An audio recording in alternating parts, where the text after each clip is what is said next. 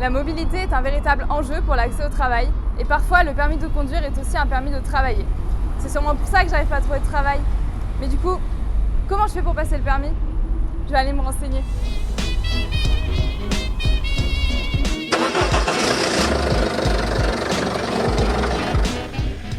Alka, t'as pensé à faire tes réglages? Oui, j'ai vérifié le rétro, le siège. Te demande d'attacher sa ceinture. Ok, parfait. Pour répondre à ta question, Clara, pour passer le permis en France, il y a d'abord un examen théorique, qui est le code de la route, et ensuite un examen pratique, qui est la conduite. D'accord. Du coup, Alka, c'est toi qui le conduis, t'as le permis? Non, j'ai pas le permis, mais je suis conduite supervisée. Bah pourquoi tu fais pas les heures de conduire avec le téléphone? Moi j'ai passé les codes de la route avec eux et ça se passe très bien. Oui, c'est ce que je veux faire. Moi aussi, j'ai fait les 20 heures. Concentre-toi sur ta conduite, je vais lui expliquer. En fait, Alket, il a aussi fait ses 20 heures de conduite à l'auto-école, mais il se sentait pas prêt de passer son permis, du coup il est en conduite supervisée avec moi. D'accord. Et c'est possible de faire de la conduite accompagnée même après 18 ans? Non, c'est pas pareil, les conduire accompagnés c'est avant 18 ans.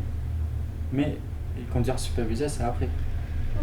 Oui, exactement. En fait, la conduite supervisée, c'est après 18 ans, enfin il faut avoir 18 ans minimum, il faut avoir fait 20 heures de conduite avec son auto-école, avoir eu le code de la route, avoir eu un avis favorable de son moniteur d'auto-école, l'accompagnateur doit avoir 5 ans de permis minimum, et il n'y a pas de durée de distance minimale à parcourir.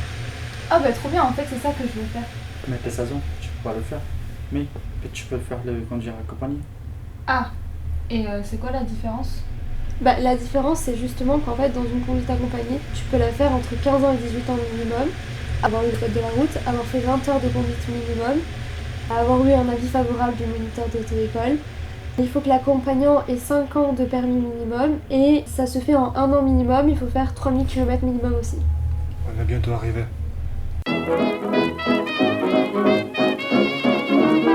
Alors, depuis la dernière fois, tu t'es décidé à passer le permis? Oui, j'ai regardé, mais ça a l'air de coûter cher et je sais pas du tout s'il y a des aides financières. Oui, il y en a plein, je t'explique. Si tu es au RSA, il y a des aides du département de la Gironde sous certaines conditions. Avec Pôle emploi, tu peux bénéficier jusqu'à 1 200 € en fonction de ta situation et de ton projet professionnel. Si tu as entre 16 et 25 ans, tu peux avoir des aides de ta mission locale dans le cadre d'une reprise d'études. Si tu as entre 18 et 30 ans et que tu es en apprentissage, tu peux bénéficier jusqu'à 500 € d'aide de l'État. Il faut te renseigner auprès de ton CFA. Dans le cadre d'une formation, tu peux avoir des aides de la région Nouvelle-Aquitaine. Tu peux aussi mobiliser ton compte formation, CPF, si tu travailles ou que tu as travaillé. Dans certaines communes, tu peux avoir une bourse au permis en échange de 40 heures d'intérêt général. Et tu peux passer le permis à 1 € si tu as entre 15 et 25 ans sous certaines conditions. C'est super, merci, je vais regarder ça.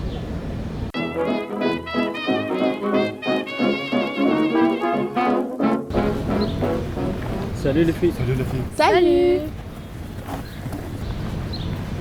Alors Clara, tu t'es inscrite à l'auto-école? Pas encore, mais maintenant que j'ai toutes les informations et que je sais comment payer, je pense que je vais faire une conduite classique comme Hussein. Comme ça, je pourrais passer mon permis plus vite.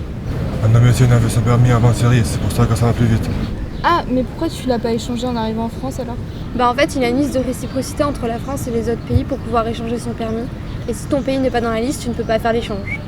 C'est pour ça que je dois le repasser. La série n'est pas dans la liste. Ah, je savais pas. Et si ton pays est dans la liste, il faut faire la demande la première année après l'obtention de ton premier titre de séjour en France. Tu vas sur le site de la NTS et tu regardes les conditions pour faire la demande. En l'occurrence, il faut être majeur en France, résider en France, avoir un titre de séjour valide en France. Il faut respecter les conditions médicales notées sur le permis et ne pas avoir eu de suspension de permis dans d'autres pays. Et quand le pays n'est pas dans la liste, comme pour moi, on ne peut pas le changer. Et il faut donc repasser le code de la route et l'examen du permis. Mais comment on fait pour être sur le code de la route? Ça a l'air difficile. Non, ne t'inquiète pas, tu peux le réviser gratuitement en ligne sur des sites et des applications. Mais tu peux aussi t'inscrire en tant que candidat libre pour passer le code et le permis.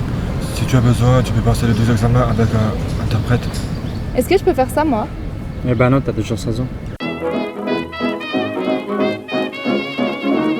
Maintenant que tu as réussi ton permis, on va te donner un certificat d'examen du permis de conduire, CEPC. Il va remplacer ton permis de conduire pendant 4 mois. C'est ce document qu'il faut présenter à la police en cas de contrôle. Mais attention, ce certificat te permet de conduire uniquement en France. Pendant ces 4 premiers mois, tu dois faire une demande sur le site de l'ANTS pour obtenir ton permis de conduire définitif. Pour faire cette demande, tu devras fournir ton titre de séjour, un justificatif de domicile de moins de 6 mois, un code photo signature numérique et la copie de ton certificat d'examen du permis de conduire. Please don't talk about me when I'm gone. Oh honey, though our friendship ceases from